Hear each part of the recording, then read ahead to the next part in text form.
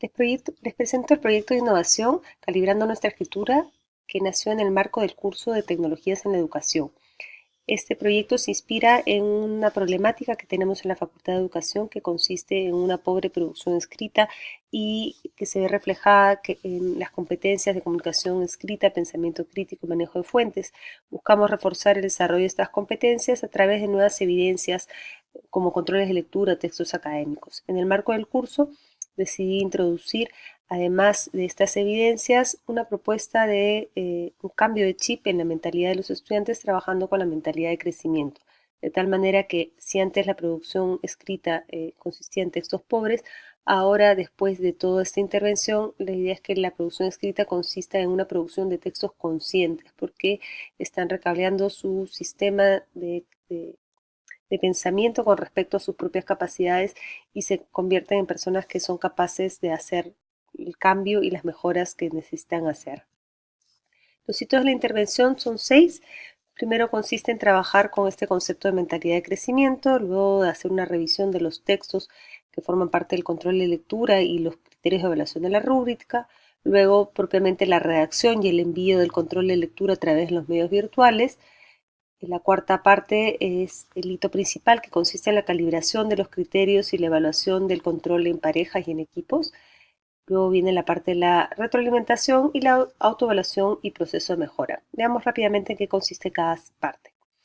En la semana 4 del curso empezamos a introducir todo este concepto del Growth Mindset. Lo trabajamos a partir de videos de YouTube y en discusiones socráticas en clase. Bajo este concepto trabajamos los textos con una aproximación a conocer al autor. Primero decidimos conocer al autor, que se familiaricen con la perspectiva del autor, con la historia del autor, la trayectoria académica del autor.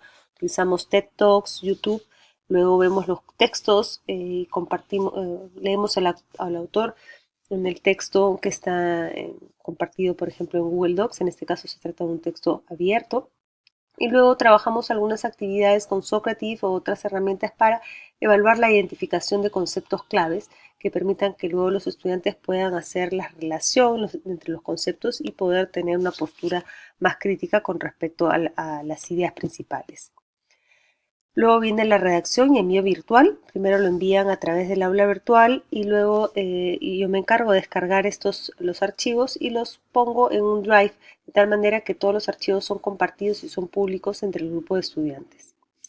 Luego viene la parte de la calibración de evidencias, y esto se hace en una sesión presencial a partir de la lectura de la rúbrica y del análisis de una evidencia que no tiene nombre, que previamente yo he compilado, y a partir de esa evidencia individualmente evalúan la evidencia con la rúbrica, ponderan la evidencia con un porcentaje, luego hacen ese intercambio en parejas y calibran los resultados que cada uno ha puesto en parejas y luego lo hacen en grupos y luego terminan haciéndolo entre todo el salón. En la parte derecha vemos que hay 4 grupos que pertenecen a una sección, luego otra sección.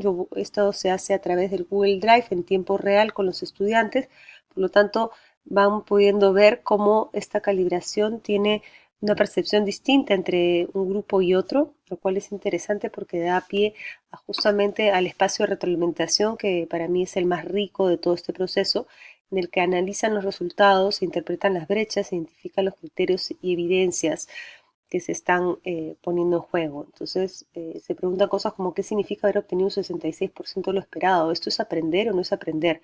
Y llegamos a la conclusión de que están en un proceso de not yet y que no podemos pasar a una siguiente parte si es que no logramos el 100% y que el 100% se logra identificando estas brechas, ¿no? Analizamos también cuáles son las diferencias entre la percepción de un grupo y otro, por qué la evaluación termina siendo algo subjetivo, pero que tenemos que tratar de objetivizar, y tomamos las decisiones personales y grupales sobre qué es lo que vamos a hacer con estos resultados. Las decisiones tienen que ver con un proceso de autoevaluación. Los estudiantes se autoevalúan en un Excel con los criterios que son públicos y luego deciden si mejoran o no y hacen una segunda versión que es pública también, y sobre esa segunda versión se evalúan y yo también los evalúo y tenemos una nota final promedio. Luego de esta experiencia, el resultado es que la mayoría de las producciones mejoran y llegan casi al 100%, si es que no es que todas llegan al 100% de lo esperado. Y lo más interesante es que hay un proceso de transformación consciente de los estudiantes y hay también una reflexión sobre el propio proceso de producción, de evaluación, de autoevaluación, que es lo más significativo de esta experiencia.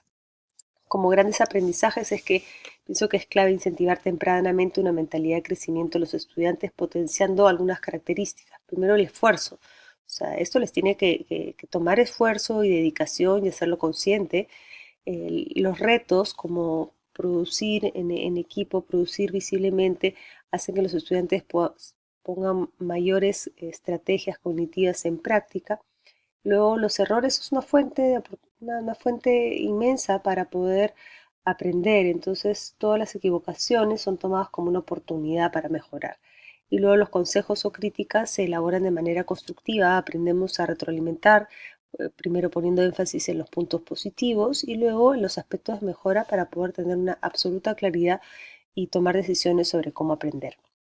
Personalmente creo que ha sido una experiencia muy, muy rica, sobre todo con un perfil de estudiantes que van a ser educadores y que tienen que tener muy claro que el proceso de evaluación es un proceso de mejora del aprendizaje. Gracias.